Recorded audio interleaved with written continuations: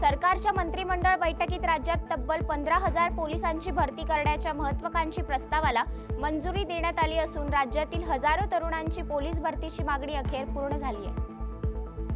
संतश्रेष्ठ ज्ञानेश्वर महाराज यांच्या सप्तशतकोत्तर सुवर्ण महोत्सवी जयंती वर्षानिमित्त उद्या 14 ऑगस्टला राज्यातील प्रत्येक शाळेत सामूहिक पसायदान म्हटले जाणार असून यात करोडो विद्यार्थ्यांचा सहभाग नोंद होऊन विक्रम प्रस्थापित होणार आहे।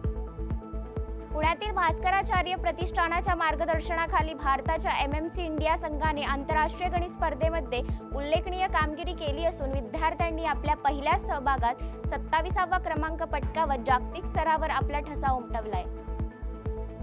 बीडमध्ये बालरंगभूमी परिषदेच्या वतीने आयोजित इतिहास महाराष्ट्राचा या स्पर्धेत प्राथमिक फेरीत शिवजन्मोत्सव आणि शिवराज्याभिषेक सोहळा या विषयावर बालकलाकारांनी नाटक, पोवाडे, गाणी अशा विविध माध्यमातून प्रभावी सादरीकरण केले।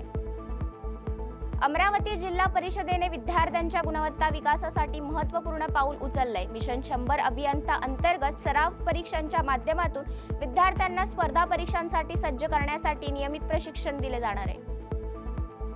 पुण्यातील विविध मंडळे ढोल ताशाच्या सादरीकरणावेळी मादक पदार्थ विरोधात जनजागृती करणार आहेत। पोलीस आणि ढोल पथकाच्या समन्वयाने धूम्रपान आणि मादक पदार्थांविरोधात मोहीम राबवण्यात येते। नाशिकच्या सुरगाणा तालुक्यातील बारे परिसरातील शेतकऱ्यांनी पारंपरिक शेतीला फाटा देत 330 एकरवर हळद पिकाची लागवड केली असून या सकारात्मक बदलामुळे तालुक्यात हळद प्रक्रिया उद्योगाची संधी निर्माण झाली आहे। भुसावळच्या नाहाटा महाविद्यालयात रानभाज्या पाककला स्पर्धा पार पडली। रानभाज्यांच्या माध्यमातून विद्यार्थ्यांना रानभाज्यांमधील पौष्टिक जीवनसत्वांची माहिती देण्यात आली। पुण्यातील बालेवाडीच्या श्री शिवछत्रपती क्रीडा संकुलात खेलोत्सव या पॅरालिम्पिक क्रीडा स्पर्धा रंगल्या असून पुरुष 10 मीटर एअर रायफलिंग स्टँडिंग शूटिंगमध्ये महाराष्ट्राच्या कविन केंगनाळकरने प्रथम रँक मिळवला।